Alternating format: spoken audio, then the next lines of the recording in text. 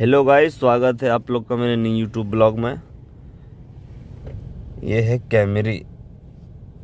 इसको miss fire कर रही है गाड़ी, बट पता नहीं चल रहा है क्या कितने नंबर सिलेंडर मिस फायर कर रहा है।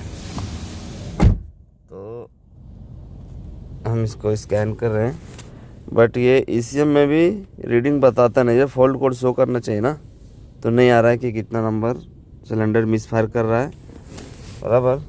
तो हम इसमें जाके इसके सिस्टम में रियल टाइम डाटा चेक करते हैं, वो आप लोग को बताता हूँ। देखिए, रीड डाटा स्ट्रीम, फिर यहाँ जाके अपने को सिलेंडर नंबर चॉइस करने का है। Cylinder miss fire auto cylinder 1 2 3 4।